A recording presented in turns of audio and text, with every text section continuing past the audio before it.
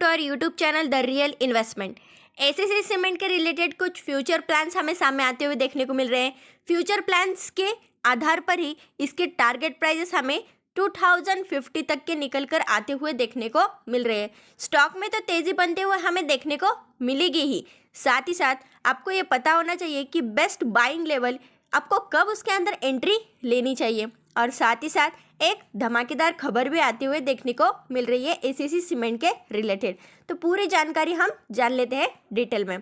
तो सबसे पहले ये जो टारगेट प्राइसेस निकल कर आ रहे हैं 2050 तक के, तो इस टारगेट प्राइसेस आने के पीछे की वजह क्या है? तो ACC progress well in 2020 has robust growth plan for future. Robust का मतलब है बहुत ही ज़्यादा तेज़ी देखने को मिल रही है स्टॉक के अंदर हमको।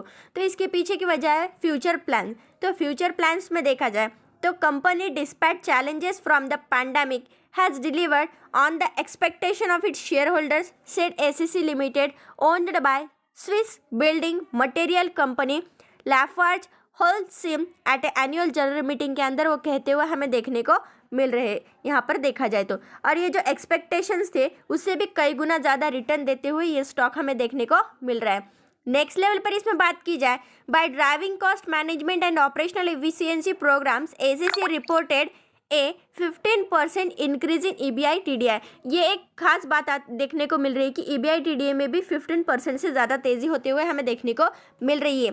ACC non executive director Martin Kriegner who chair the annual general meeting के अंदर कहते हुए देखने को मिल रहे हैं। साथ ही साथ एक गौर करने वाली बात देखी जाए तो एसीसी कंटिन्यूज टू बी डेप्ट फ्री कंपनी।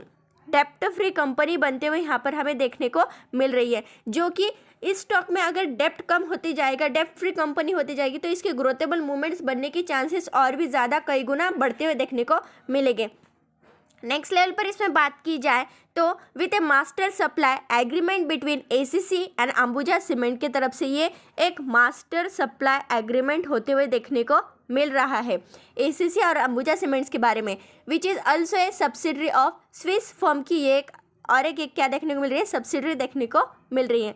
नेक्स्ट लेवल पर इसमें बात की जाए तो 4 स्ट्रैटेजिक प्रायोरिटीज इसके अंदर हमें देखने को मिल रही है। एक performance, growth, innovation and next देखा जाए तो सस्टेनेबिलिटी इसके अंदर हमें देखने को मिल रही है इस स्टॉक के अंदर।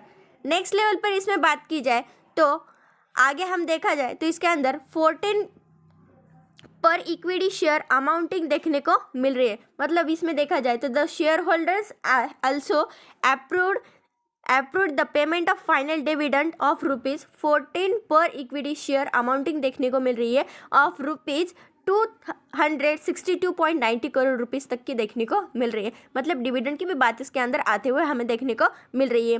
साथ ही साथ नेक्स्ट लेवल पर इसके कुछ फंडामेंटल की भी बात की जाए तो fundamental wise dividend yield wise देखा जाए तो 0.71% का इसका हमें डिविडेंड यील्ड देखने को मिलता है। प्राइस अर्निंग रेशियो की बात की जाए तो 26 इसका प्राइस अर्निंग रेशियो देखने को मिल रहा है। साथ ही साथ इसका आरओई हमें 11.70 का देखने को मिल रहा है और आरओसी की बात की जाए तो 14.43% का इसका आरओई देखने को मिल रहा है। लेकिन यहाँ पर एक गौर करने वाली बात देखिए, इसकी सेल्स ग्रोथ हमें नेगेटिविटी में देखने को मिल रही है -11.96% की। वहीं प्रॉफिट की ग्रोथ देखी जाए तो 9.09% की प्रॉफिट ग्रोथ भी देखने को मिल रही है। लेकिन जैसे कि इसके फ्यूचर्स प्लान्स हमें देखने को मिल रहे हैं उसके आधार पर इसकी सेल्स ग्रोथ भी हमें बढ़ते हुए देखने को मिलेगी। अब कंपनी के स्ट्रेंथिंग के पॉइंट की बात की जाए, ऐसे कुछ स्ट्रेंथिंग के पॉइंट जो इस स्टॉक को काफ़ी पॉजिटिव बनाते हैं वो है एक कंपनी विथ लो डेट देखने को मिल रही है, कंपनी विथ 0 प्रमोटर प्लेज और फॉरेन इन्वेस्टर का इसका बढ़ते हुआ स्टेक इसके अंदर इस स्टॉक को काफ़ी दिलचस्प बनाते हुए देखने को मिल रहा है। और स्टॉक के अंदर मोमेंटम भी काफ़ी स्ट्रांग बनते हुए हमें देखने को मिल रहे हैं। अब बात कर लेते हैं इसके corporate action wise. Corporate action wise बात की जाए तो हर साल ये स्टॉक हमें कुछ ना कुछ % का डिविडेंड देते हुए देखने को मिल रहा है, वो भी डिविडेंड 150% का देखने को मिलता है। अब कॉर्पोरेट एक्शन की बात जानना आपके लिए क्यों ज़रूरी है? जब कोई भी कंपनी डिविडेंड या बोनस देती है तो ये कंपनी के अंदर बहुत ही अच्छी बात मानी जाती है कि वो शेयर होल्डर्स के लिए भी कुछ ना कुछ करती है। एक तो वो अपने रिटर्न भी देती है और साथ ही साथ प्लस इसका डिविडेंड या इसके बोनस इश्यू करना हो, ये स्टॉक को और भी अच्छा स्टॉक बनाता है। नेक्स्ट लेवल पर इसमें बात की जाए, जैसे कि मैंने आपको स्ट्रेंथिंग की पॉइंट में ही बता दिया था कि फॉरेन इन्वेस्टर का इसके अंदर बढ़ता हुआ स्टेक हमें देखने को मिल रहा है। तो फॉरेन इन्वेस्टर का स्टेक देखा जाए तो 11.55% का इसके अंदर स्टेक देखने को मिल जाए। नेट कैश फ्लो की बात की जाए तो 3 डिजिट से ये स्टॉक में ग्रोथेबल मूवमेंट्स बनते हुए देखने को मिल रहे हैं ऑन क्वार्टर बेसिस बात की जाए। लेकिन पिछले क्वार्टर के हिसाब से नेट कैश फ्लो की बात की जाए तो उसमें थोड़ी सी गिरावट हमें देखने को मिल रही है। स्टॉक का फिलहाल का नेट कैश फ्लो देखा जाए तो 1356 करोड़ रुपीस का देखने को मिल रहा है। नेक्स्ट लेवल पे इसके सेल्स ग्रोथ की बात की जाए तो सेल्स ग्रोथ में लगातार हमें इजाफा होते हुए देखने को मिल रहा है, लेकिन ज़्यादा अमाउंट में नहीं है, लेकिन कम अमाउंट में क्यों ना हो पर इसमें हमें ग्रोथ होते हुए देखने को मिल रही है। तो दिसंबर 2020 के सेल्स ग्रोथ देखी जाए तो 4144 करोड़ रुपीज़ की सेल्स ग्रोथ देखने को मिल रही है। नेक्स्ट लेवल पर इसके रिजर्व और सरप्लस की बात की जाए तो इसका रिजर्व और सरप्लस में भी लगातार हमें बढ़ोतरी होते हुए देखने को मिल रही है। 12,511 करोड़ रुपीस का इसका हमें रिजर्व और सरप्लस देखने को मिल रहा है।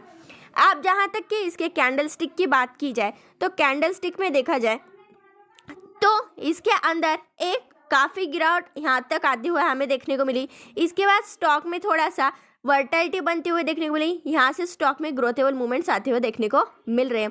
लेकिन अब एसीसी के इतने हायर टारगेट प्राइसेस जो हमें निकलते हुए आते हुए देखने को मिल रहे हैं, तो स्टॉक ने ये आज के चार्ट पर नहीं बात की थी, स्टॉक ने ऐसे कई हमें चांसेस दिए है, अपॉर्चुनिटी दी है स्टॉक में बाय करने के लिए। तो अब जो ये मोमेंटम बनते हुए देखने को मिल रहा है, ये जो 2 कैंडल्स के बाद एक थोड़ा सा यहाँ पे जो डोजी बनते हुए देखने को मिल रहा है, उसके बाद से और यहाँ पर रेडिश देखने को मिल रहा है। इसके बाद अगर और एक इसके अंदर रेड कैंडल बनते हुए हमें देखने को मिलेगी तो इस स्टॉक में आपको उसी लेवल पर बाय कर लेना चाहिए। तो मेरे ख्याल से यहाँ पे और थोड़ा सा एक निचले लेवल का मोमेंटम आपको बनते हुए दिखेगा और उसके बाद फिर स्टॉक में ग्रोथेबल मूवमेंट स्टार्ट होते हुए हमें देखने को मिल जाएंगे। तो एसीसी के रिलेटेड आपके सारे कन्फ्यूजन दूर हो चुके होंगे और इसके टारगेट प्राइस जानकर आपको कितनी अमाउंट इसके अंदर इन्वेस्टेड करनी है ये आप सभी इस फंडामेंटल एनालिसिस से समझ चुके होंगे। So thank you so much.